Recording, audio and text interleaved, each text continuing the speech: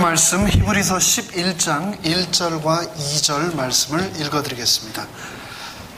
믿음은 바라는 것들의 실상이요 보지 못하는 것들의 증거니 선진들이 이로써 증거를 얻었느니라.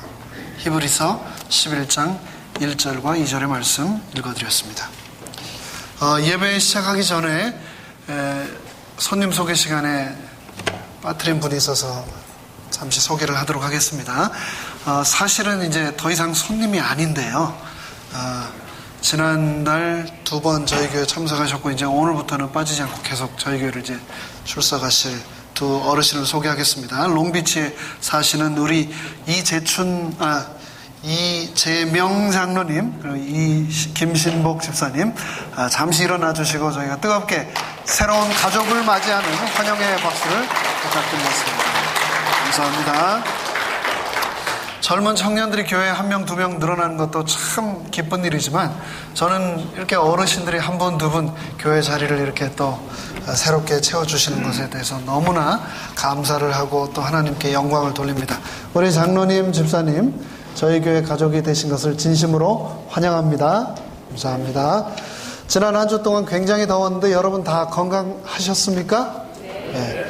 얼마나 더웠는가? 저는 자면 절대 안 깨거든요. 근데 더워서 잠이 깨더라고요. 더워서 잠이 깨서 에어컨을 켜고 다시 잤던 그런 기억이 있습니다. 이런 불볕더위지만 여러분 모두 건강하시기를 늘 기도드리겠습니다. 날이 더울 때 참 신기한데요. 어떤 사람의 말 한마디로 이 더위가 싹 가시고 시원해지는 경우도 있는데 어떤 분은요 말 한마디를 하면 그 더위가 막 더워지는 그런 경우도 있습니다. 그래서 더울 때 우리가 말을 참 잘해야 되는 것 같아요. 말을 참 잘해야 되는데 어떤 말을 하면 우리가 이 더위가 가고 짜증이 가고 또 행복해지고 더 힘이 날까?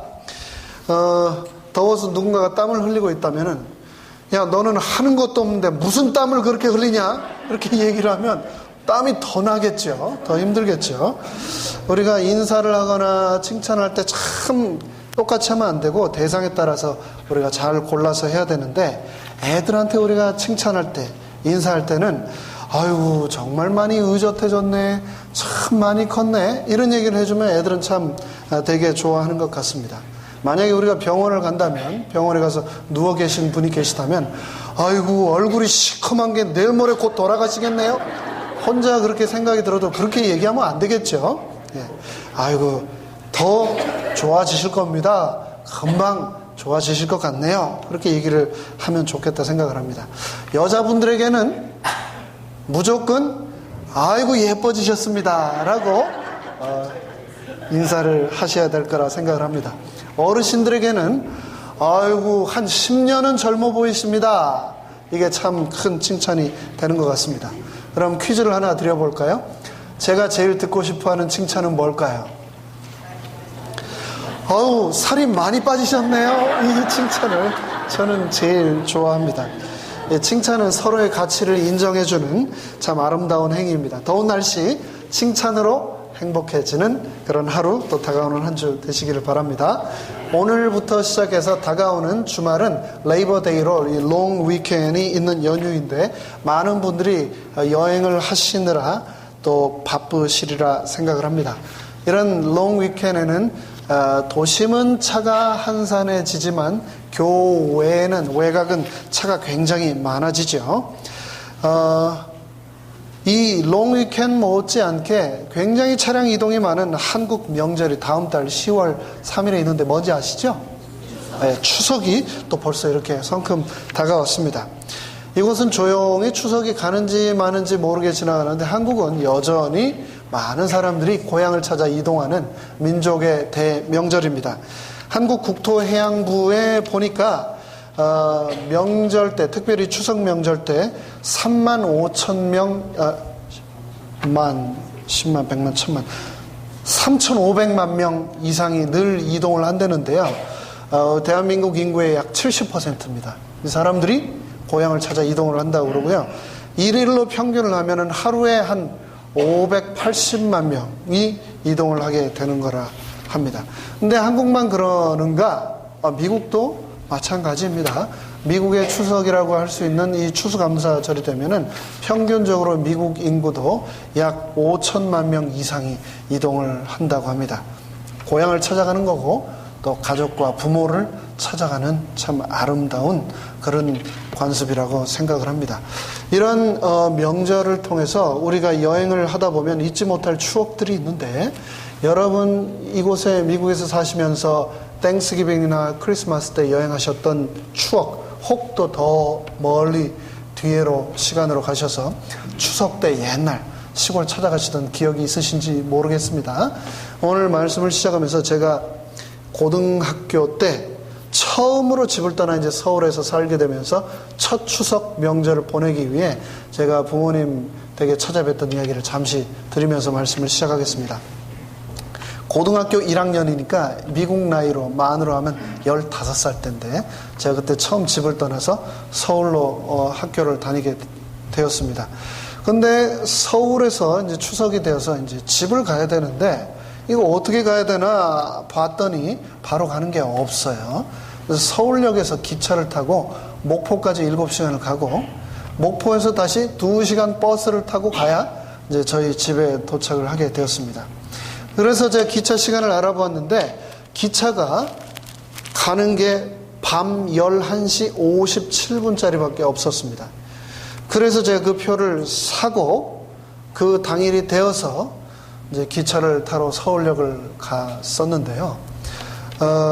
참 이 습관이라는 게 참 고치기 어려운 것 같습니다. 저는 어떤 습관이 있냐면은 항상 시간보다 조금 일찍 가는 버릇이 있습니다. 그러니까 11시 57분 기차니까 그 즈음 저녁에 나갔으면 좋았는데, 제가 뭐 특별하게 할 일도 없고 그래가지고 일찍 나갔는데 도착해 보니까 오후 5시였습니다. 그래서 뭘 해야 되나 해서 밥을 먹고 서울역 근처 상가를 돌아다니고, 그러고도 시간이 남아서 에스컬레이터를 타고 올라갔다 내려갔다를 한참을 하고 시계를 봤는데 7시더라고요. 5시간이 더 남은 거죠. 그래서 이 일을 어쩌면 좋은가 하다가 제가 타야 되는 기차 탑승구 바로 옆에 TV가 있고 거기에 의자들이 있길래 이제 TV 좀 보면서 기다려야 되겠다라고 7시부터 앉아 있었습니다. 그런데 뉴스도 지나가고 드라마도 지나가고 그러다가 제가 스르르 잠이 들었습니다. 서울역에서 잠이 들었어요. 그런데 꿈속에서 아련하게 기차 기적 소리가 들려서 제가 눈을 번쩍 떠서 시계를 봤더니 11시 58분이었습니다. 57분 기차인데 58분이었어요. 그래가지고 승강장을 향해 막 뛰어갔더니 기차는 문을 닫고 출발하고 있었습니다. 그래서 59분에 11시 59분에 그 표를 끊는 개찰구에 가서 제가 이 57분 기차를 놓쳤다, 어떻게 해야 되느냐 얘기를 했더니 그 서울역에 계신 분이 12시면 문 닫으니까 나가라고 하시더라고요. 57분에 기차를 58분에 일어나 놓치고 59분에 물어봤더니 나가라고 해가지고 제가 서울역 광장에 문 닫고 깜깜한데 혼자 이렇게 서 있었던 기억이 있습니다. 왜 이 고생을 해가면서 우리가 고향을 찾아가는 걸까요? 고향에 뭐가 있습니까? 시간과 노력을 들여가며 정말 고생하잖아요. 그렇게 밤새 시간을 들여가며 고향을 찾아가는 이유가 무엇일까? 이 고향하면 떠오르는 사자성어들이 있는데 그 중에 하나가 바로 이 귀소 본능이라고 하는 말이 떠오릅니다. 동물들은 태어나면 그냥 아무데나 살다가 죽는 것 같지만 이 동물들도 고향을 늘 기린다라는 그런 말인데, 대표적인 동물을 꼽으라면 우리가 연어를 꼽을 수 있겠습니다. 참 신기하죠. 우리가 공부 못하는 아이들을 제가 초등학교 때 기억에 놀렸던 말이, 야, 아유, 너는 붕어냐, 붕어? 이렇게 놀렸던 기억이 있는데, 물고기가 참 그렇게 지능이 높지 못합니다. 어류가 그렇죠. 근데 이 연어가 머리가 나쁠 것 같은데 참 신기한 것이 자기가 태어난 곳을 잊지 않고 심지어 자기가 부화된 장소까지를 기억한다고 그래요. 그래서 태어난 그 시냇가에서 태평양이나 대서양으로 나갔다가 수년을 거슬러 살고 자라서 자기가 부화된 그 장소까지 찾아가기 위해서 폭포를 거슬러 올라가는 광경, 정말 장관입니다. 뭐 불과 이렇게 팔뚝만한 그 작은 물고기가 한 번씩 뛸 때마다 3m씩, 그래서 어떤 경우에는 총 길이가 10m가 넘는 그 폭포를 거슬러 올라가는 그 광경은 말 그대로 장관인데요. 그렇게 이 연어는 고향을 찾아가는 그런 본능을 가진 동물 중에 하나입니다.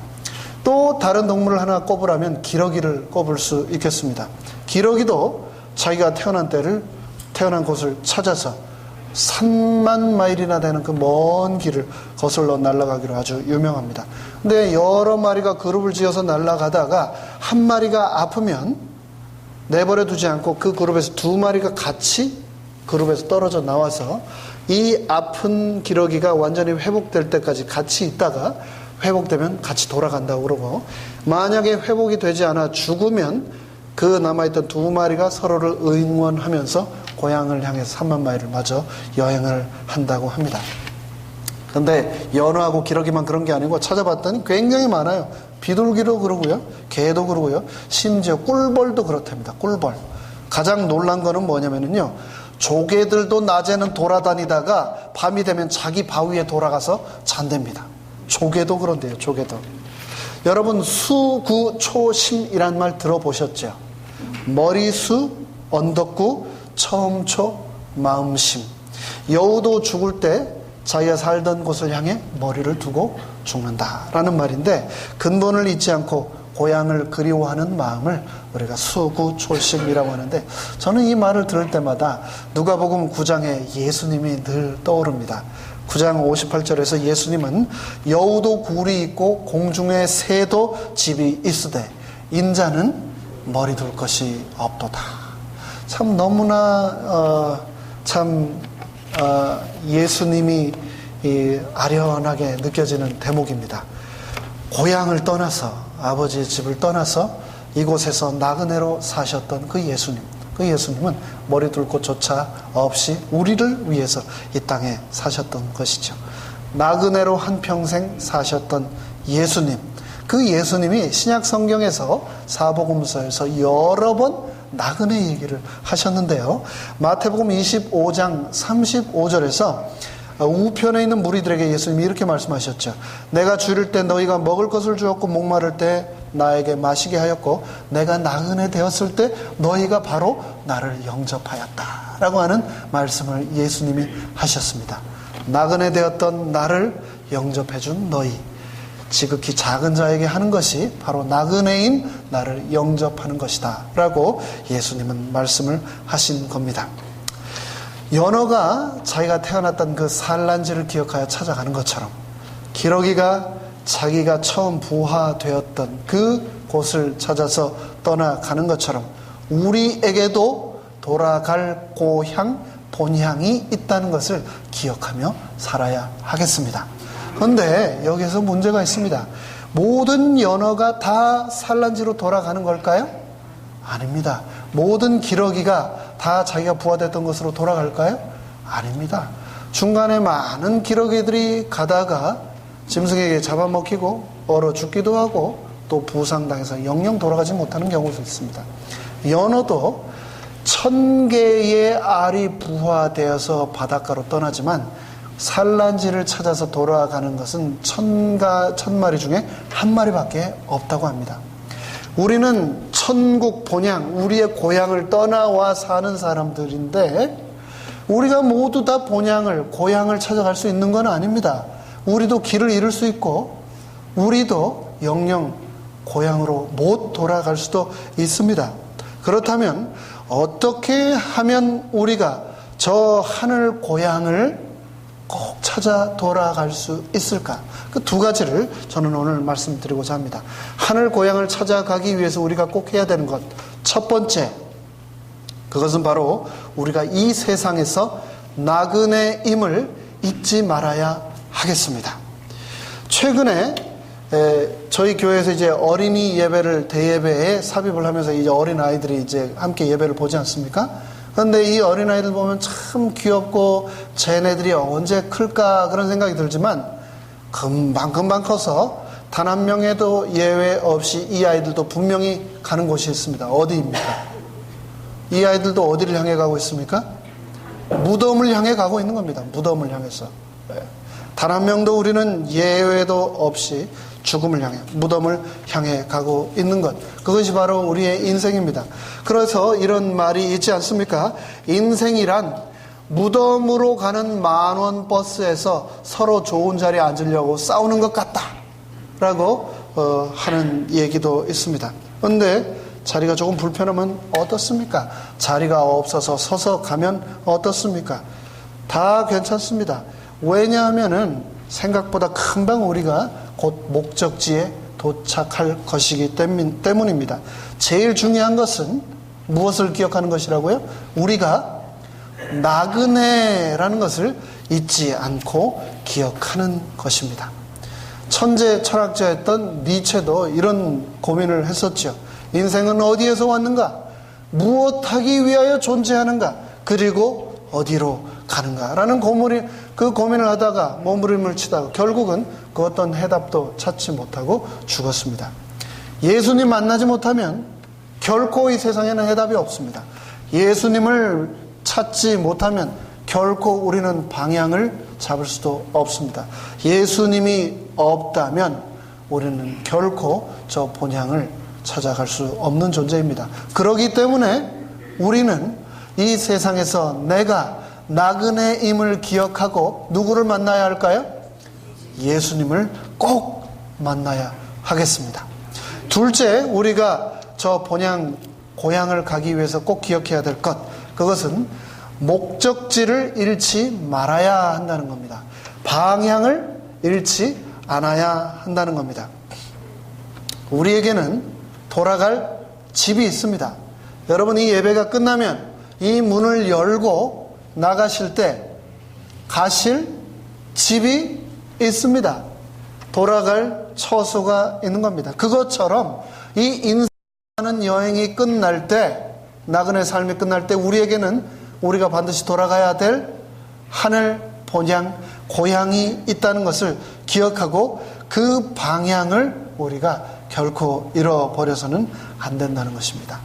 창세기 47장에서는 이 세상 삶이 잠시 있다가 지나가는 것임을 잘 알고 있었던 우리 믿음의 조상이 한 명 있었는데 바로 야곱이지요. 창세기 47장 8절로 9절에 야곱은 이렇게 말했습니다. 야곱이 가나안에서 애굽으로 이민을 가서 바로 왕 앞에 섰을 때 바로 왕이 야곱에게 이렇게 물어보죠. 어르신, 연세가 어떻게 되십니까? 그러자 야곱이 내 나그네 길의 세월이 130년이니이다. 그러면서 내 나이가 얼마 못 되니 우리 조상의 나그네 길의 연조에 미치지 못하나 허박한 세월을 살았나이다 라고 얘기를 하고 있었습니다. 야곱은 자신의 인생이 나그네 인생이라고 하는 것을 잘 알고 있었던 사람이었습니다.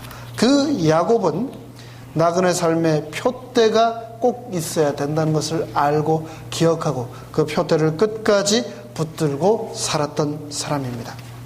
여러분, 여행하실 때 여권에 어떤 나라를 입국하시기 위해서는 비자라고 하는 것을 받아야 됩니다. 그렇죠?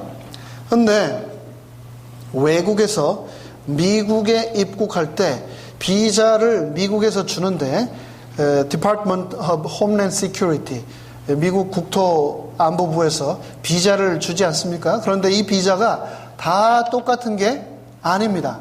다 틀립니다. 입국, 방문 목적에 따라서 이 미국에서 주는 그 비자의 종류가 다 틀립니다. 미국에 관광하러 오는 사람들에게는 이 미국 정부에서 B1, B2라고 하는 관광 방문 비자를 줍니다. 공부를 하러 오는 학생들에게는 F1, F2라고 하는 유학생 비자를 줍니다. 사업을 하러 오는 사람에게는 E2라고 하는 사업자 비자를 줍니다. 그렇다면 하나님께서 내가 이 땅에 태어날 때 나에게 주신 비자는 어떤 비자일까요? 하나님께서는 우리에게 이 땅에서 사업하고 이 땅에서 정착하라고 E2 사업자 비자 주지 않으셨습니다. 하나님께서는 우리에게 B1, B2 비자, 방문 비자를 주셨습니다. 이 땅에서 나그네로 잠시 살다가 천국으로 갈 사람들이기 때문에 이곳에서 영원히 살 사람들이 아니라는 것을 우리가 기억하도록 방문 비자를 주신 겁니다. 그렇기 때문에 우리가 이 땅에서 영원히 살 것처럼, 영원히 정착할 것처럼 사소한 것에 몸부림치면서 결코 살아서는 안 되겠습니다. 여러분, 2004년에 스티븐 스필버그 감독이 제작하고 톰 행크스가 주연한 터미널이라고 하는 영화를 혹 보셨습니까? 저는 본 적은 없고 이 내용을 좀 인터넷을 통해서 찾아보게 되었는데요. 이 영화의 줄거리가 이렇다고 합니다. 여행을 하는 한 여행자가 여행을 하고 있는데 자기 모국, 조국의 쿠데타가 일어나서 일시적으로 그 국가가 없어져 버린 겁니다. 유령 국가가 된 거죠. 근데 그 사실을 모르고 뉴욕으로 입국하려고 하던 한 사람이 공항에서 입국이 거부되었습니다. 왜냐하면 나라가 없는 사람이었기 때문에요. 그래가지고 이 사람이 미국으로 입국도 못하고 고국으로 돌아가지도 못하고 공항에서 억류된 채 살아가는 그런 이야기를 그린 영화인데, 이게 그냥 만들어낸 영화가 아니고 실화를 배경으로 한 이야기라고 합니다. 프랑스 파리의 샤를 드골 공항에서 메르한 카리미 나세리라고 하는 사람이 실제로 여행 중에 자기 나라가, 고국이 없어져 버려서 이 공항에서 18년을 갇혀서 살았다고 합니다. 그래서 이 사람은 돌아갈 나라도 또 이 나라에 들어가지도 못한 채 살았다는 거죠. 내가 한국 국적이든 내가 미국 국적이든 고국, 고향이 있다는 것은 너무나 감사한 일입니다. 내가 만약에 그런 국적이 없는 무국적자라면 이 스티븐 스필버그 감독의 영화가 내 삶의 현실이 될 것이기 때문입니다. 제가 이곳에 캘리포니아에 오기 전에 섬겼던 교회 이야기를 잠시 또 해드리도록 하겠습니다. 제가 30대 중반이었네요. 그때 미국에서 첫 교회를 이제 부임하게 됐는데 켄터키에 있는 루이빌 교회였습니다. 그 교회 건물이 2층으로 되었고 저희 세리토스 교회보다도 더 컸습니다. 그러니까 300명, 400명을 넉넉히 수용하는 그 큰 교회에 교인이 20분 계셨어요. 20분. 그러니까 한 분은 여기 앉고 한 분은 저기 앉고 이렇게 얘기하려면 소리 지르는 그런 교회였는데, 그 교회에 지금도 젊은데 더 젊었던 제가 가서 기도가 저절로 나왔습니다. 그래서 날마다 교회 가서 바로 이 단 아래 무릎 꿇고, 하나님, 이 교회를 구원하기로 하나님께서 작정하신 영혼들로 가득 채워주십시오 하고 날마다 기도를 드렸는데, 정말 하나님께서 하루아침에 그 기도를 응답을 해 주셨습니다. 어떻게 응답해 주셨는가 제가 이제 이야기를 드릴게요.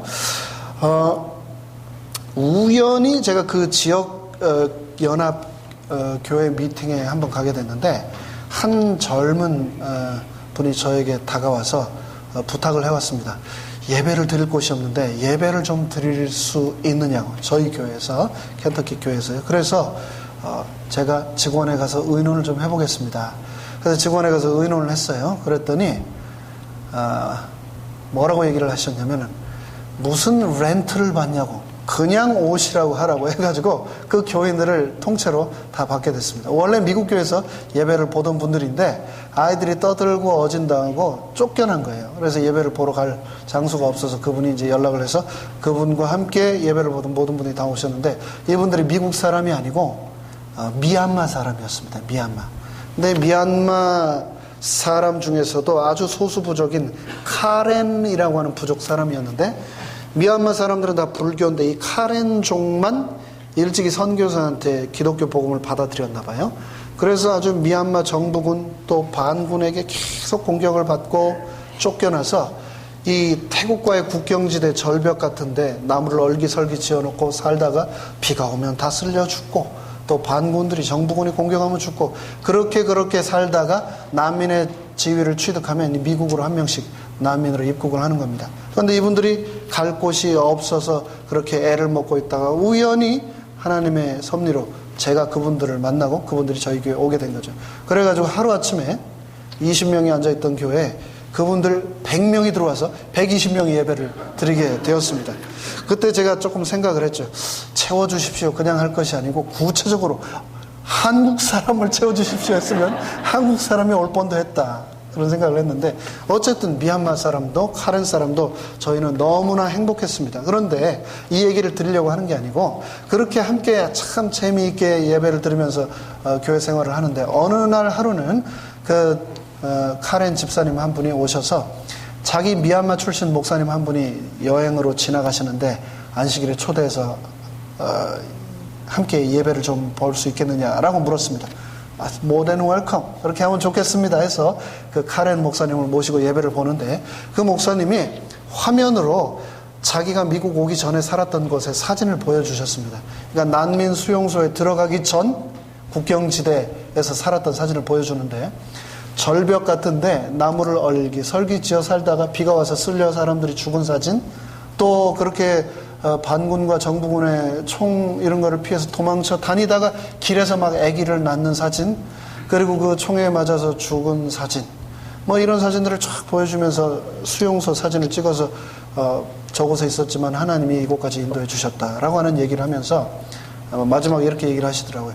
내가 바로 어디에 있는 그 수용소 출신인데 혹시 그 지역 출신 있으시면 한번 일어나 보십시오 라고 했더니 같이 앉아있던 그 100명이 다 일어나더라고요. 그래서 제가 마음이 너무나 아프고 뭉클했습니다. 근데 이 난민들이 오면은 미국 정부가 다 해주니까 무조건 쉽고 편하고 그냥 거저 사는 거로 생각을 했는데 제가 직접 그 사람들하고 지내보니까 그게 아니더라고요. 페이퍼워크가 들어가는 동안 먹을 것도 없고 덮을 것도 없고 아무것도 없이 굉장히 힘들게 정착하는 것을 제가 봤고 그분들을 도울 수 있었습니다. 그런데 제가 질문을 했어요. 뭐가 제일 힘듭니까? 도와주려면 뭐가 힘든지 알아야 되잖아요. 뭐가 제일 힘듭니까? 했는데 그분들이 정작 한 얘기는 마실 물이 없습니다. 옷이 좀 있으면 좋겠습니다. 돈이 좀 있으면 좋겠어요. 돈이 없는 게 너무 힘들어요. 그게 아니고 정작 그분들이 한 얘기가 뭐였냐면은 돌아갈 고향이 없다는 게 너무 힘듭니다. 그 얘기를 하시더라고요. 제 말씀을 마무리하려고 합니다. 교회는 고향입니다. 교회가 고향이에요. 교회가 고향. 나에게 모교가 있다는 것은 얼마나 큰 축복인지 모릅니다. 그리고 또 우리가 언제나 돌아갈 수 있는 교회가 있다는 것, 정말 그것은 감사한 일입니다. 세리토스 교회는 우리의 고향입니다. 찾아가면 언제나 나를 맞아줄 장로님과 집사님들이 계시다는 것, 정말 큰 축복입니다. 이 교회에서 저는 또 여러분 모두는, 우리는 저 영원한 본향을 함께 기다리고 소망하며 살아야 되겠습니다. 말씀 시작할 때 읽어드렸던 히브리서 11장 1절의 말씀을 다시 한번 제가 읽겠습니다. 믿음은 바라는 것들의 실상이요 보지 못하는 것들의 증거라. 근데 참 희한하지요.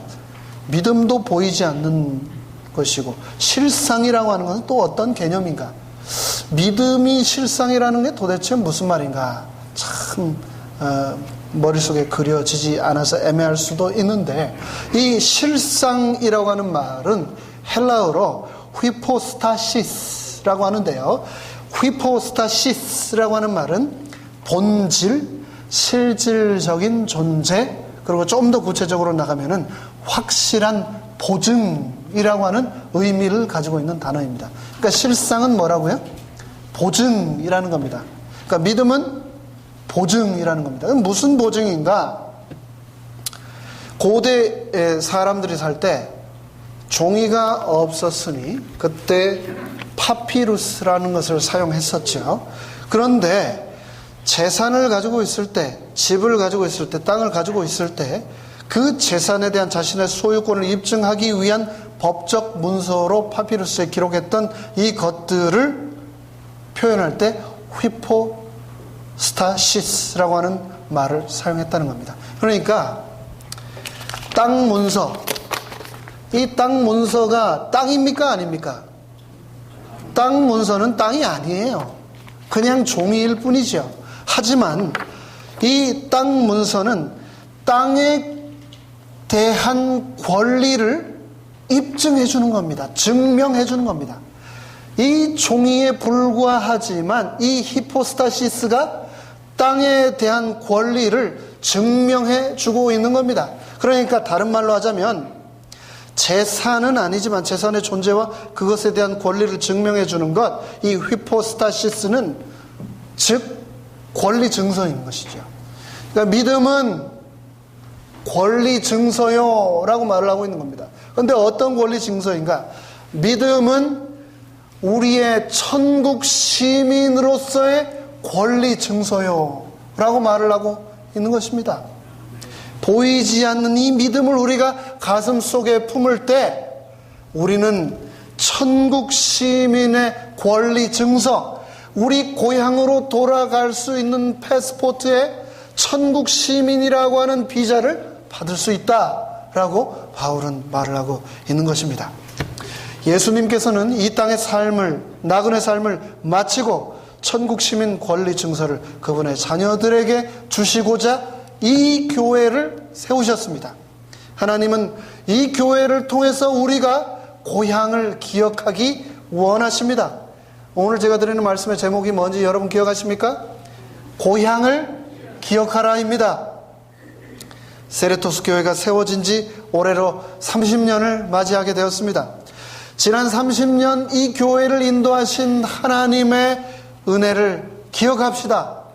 지난 30년을 인도하신 놀라운 하나님의 섭리를 우리 모두 다 함께 감사하게 되기 바랍니다.